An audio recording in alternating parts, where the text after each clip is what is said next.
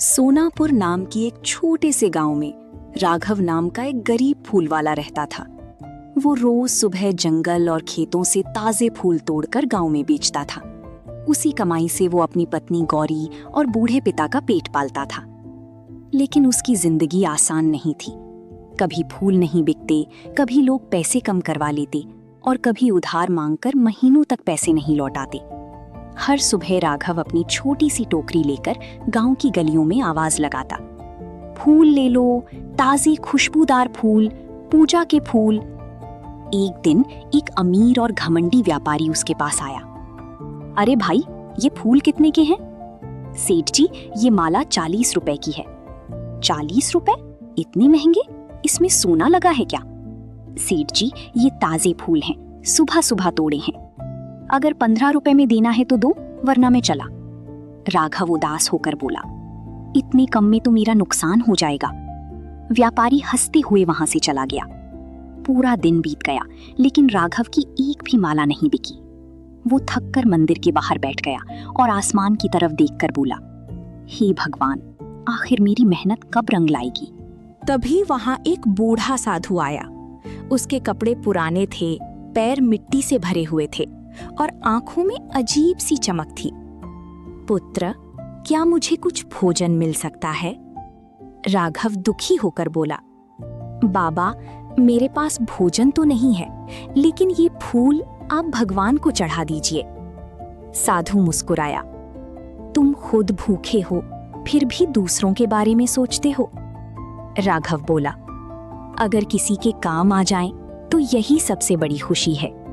साधु ने सारी फूलों की टोकरी ले ली और कहा, मेरे साथ चलो पुत्र। राघव उनके साथ जंगल की ओर चल पड़ा। थोड़ी देर बाद वे एक छोटी सी कुटिया में पहुंचे। वहां कई भूखे बच्चे बैठे थे। साधु ने फूल भगवान के सामने रखे और बच्चों को भोजन खिलाया। राघव ये देखकर खुश हो गया। तभी साधु अंदर गए और एक सुंदर हरे रंग का तोता लेकर आए। उस तोते की आंखें चमक रही थीं। पुत्र, इसका नाम चिरायु है। आज से ये तुम्हारा हुआ। राघव हैरान हो गया, लेकिन बाबा, मैं इसका क्या करूंगा? साधु बोले, ये कोई साधारण तोता नहीं है। जब तक ये तुम्हारी साथ रहेगा, तुम्हारी घर में सुख और सौभाग्य रहेगा। लेकिन ध्यान रखना, इसकी सच्चाई किसी को मत बताना। राघव तोते को लेकर घर पहुंचा। गौरी ने पूछा, अजी, ये तोता कहाँ से ले आए? एक साधु बाबा ने दिया है। हम खुद मुश्किल से खाना खाते हैं, अब इस तोते को भी खिलाना पड़ेगा। राघव हंसकर बोला, अरे, ये कितना ही खाएगा। उसी रात अचानक दरवाजे पर दस्तक हुई। राघव भाई, जल्दी बाहर आओ। राघव बाहर आया तो सामने उसका पड़ोसी मोहन खड़ा था। भाई, आज मेरे बेटे का जन्मदिन था, बहुत खाना बच गया, सोचा तुम्हें दे दूं। राघव और गौरी खुश हो गए। उस दिन पूरे परिवार ने पेट भरकर खाना खाया। अगले दिन राघव फिर फूल बेचने गया, लेकिन इस बार कुछ अजीब हुआ।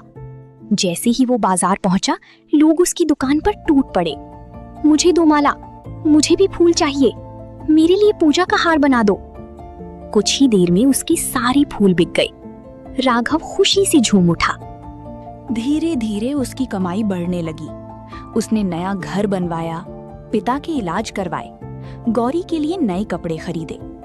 अब गांव वाले उससे जलने लगे। अरे, ये राघव अचानक इतना अमीर कैसे बन गया? जरूर कोई राज है। एक दिन गांव का लालची सरपंच भानु प्रताप उसके घर आया। उसने देखा कि राघव जहां जाता वहां तोता भी साथ होता। भानु प्रताप को शक हो गया। उस रात वो चुपके से राघव के घर के बाहर छिप गया। अंदर गौरी बोल रही थी, सच सच बताइए, हमारे भाग्य बदलने की वजह क्या है? राघव ने धीरे से सारी बात बता दी। सरपंच सब सुन चुका था। उसकी आंखों में लालच भर गया। अगर ये तोता मेरा हो जाए तो मैं पूरे राज्य का सबसे अमीर आदमी बन जाऊंगा। अगले दिन सरपंच अपने आदमियों के साथ राघव के घर पहुंचा। राघव, तुम पर चोरी का आरोप है। क्या? मैंने कुछ नहीं किया। झूठ मत बोलो, तुम्हारी सजा है 5,000 रुपए जुर्माना। लेकिन मेरे पास इतने पैसे नहीं हैं। तो फिर ये तोता अब मेरा हुआ। सरपंच जबरदस्ती तोता छीन कर ले गया।